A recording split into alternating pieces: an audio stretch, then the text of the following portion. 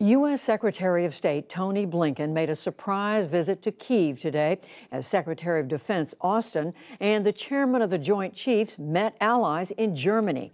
They unveiled a 20th package of U.S. weapons for Ukraine. And following it all is our Nick Schifrin, who joins me from southern Ukraine. So hello again, Nick. Tell us about these promises made today by Secretary Blinken. Yeah, Blinken's trip here was the highest profile part of a kind of triumvirate of support by Blinken, by the Secretary of Defense, and by the president who called allies about Ukraine today. And Blinken traveled to Kyiv by train on a visit that was kept secret until he arrived. And in the center of town, he met Ukrainian President Volodymyr Zelensky in his office and announced a $2.7 billion long-term assistance program to Ukraine and 18 Eastern European allies. And he called this a pivotal moment in the war, reference to Ukraine's counteroffensive in southern Ukraine, trying to re-seize that territory occupied by Russia. Blinken called the counteroffensive, quote, effective. And Blinken walked through Irpin, a suburb north of Kyiv, one of the epicenters of horror of this war, where Russian soldiers bound, tortured, murdered, and dumped hundreds of Ukrainian civilians into mass graves. And Blinken called for accountability. Look at all of these buildings, all civilian dwellings, and at best it seems indiscriminate, at worst intentional. We're working hard to support your efforts and the efforts of others, because there has to be accountability for those who committed atrocities, those who ordered the atrocities. You heard there Blinken saying that he and the U.S. were supporting Ukraine's efforts to try and hold accountable not only soldiers, Judy, some of whom have already been found guilty in Ukrainian courts, but also senior Russian officials who, of course, ordered those soldiers to do what they did. But there is still no clear mechanisms, no clear legal route to figure out how to hold those senior officials accountable. And Nick, there was also military aid announced by the U.S. today. Tell us about that.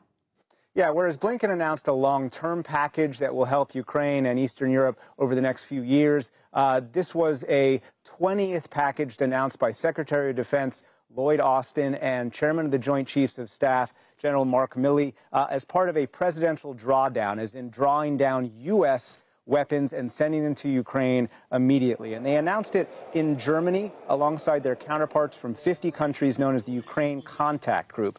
The $675 million announced today includes more artillery to fight especially Ukraine's eastern front, where it's made gains in the last couple days. Austin called on allies to increase their military production to fight against a Russia that he said poses a challenge to all of them.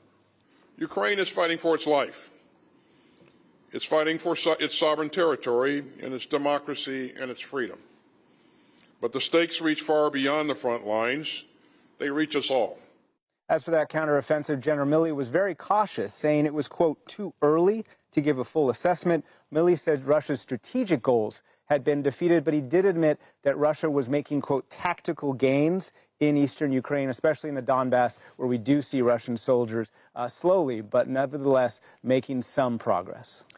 And Nick, finally, there was also a warning from the U.S. today about Russia's occupation of that nuclear power plant at Zaporizhia.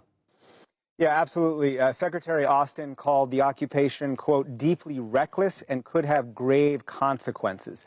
Zaporizhia is Europe's largest nuclear power plant, and last winter it provided about 20% of all of Ukraine's energy needs. There are usually 6 reactors that are on there, but today 5 of them are off, and the final one is providing electricity only to the plant itself to prevent any kind of meltdown. They call that island mode because the plant is effectively disconnected from the Ukrainian grid. I talked about that and so many of the nuclear fears here with the president of Ukraine's state energy authority, Energoatom, Petro Kotin, in Kyiv yesterday.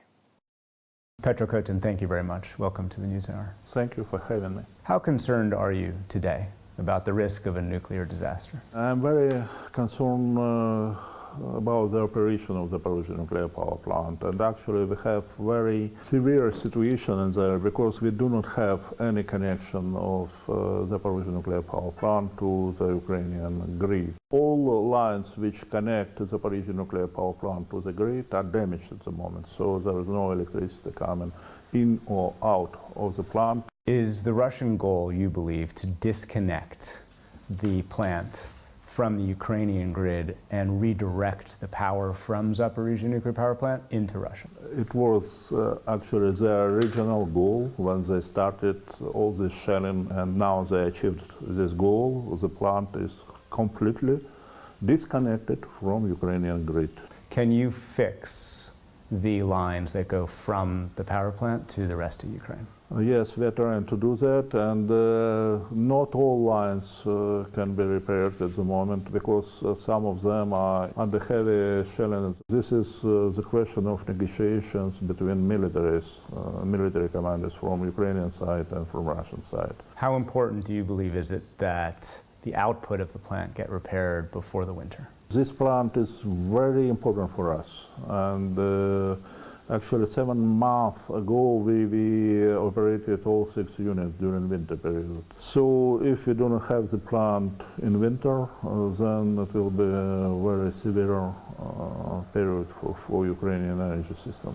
Has Russia already severed all of the lines that go into the plant to provide the plant electricity? All lines at the moment are broken. This is viable for the plant to survive, actually. It's for cooling of nuclear material, and it is to be cooled constantly. You cannot just stop cooling for 1 minute or for 2 minutes. It should be cooled all the time. That's basically what happened in Fukushima. The plant lost a source of electricity. It was like an earthquake at Fukushima, and they lost all external power supply, like it is at Zaporizhzhia right now. Right now, the plant's only source of power is one of its own reactors. Right. Is that sustainable? As far as I know, it is the first time in the history this type of reactor is operated in such a mode. The bottom line is that it is not sustainable, right? Between generators or this reactor providing its own electricity, it's just not designed to do that, right? Yeah, exactly. When Mr. Grossi was being led around on the power plant, we saw an official from Rosatom being the tour guide, essentially. What's the presence of Russian civilian officials, and what are they doing? There are about 10 to 15 persons. They are like spies who does not understand anything in nuclear, and this is just crazy situation completely. Let's talk about the physical risk to the plant. The plant is built to withstand a lot of physical damage, but are you concerned about the physical damage from military action actually creating a spread of radiation? This type of reactor is to withstand even airplane which is coming, but still if you do it intentionally and continuously, if you have these intentions in your crazy mind and your crazy head, then you can finally actually break everything, every protection. But do you believe that's what Russia wants to do, or no, it wants to keep the plant intact in order to redirect the output to Russia? Yeah, if they want to blackmail all the world. Right now, we more or less understand what they want. They want just to ruin our economy. The second is to reconnect it to their system. That is their goals. Petro Kotin, thank you very much. Thank you.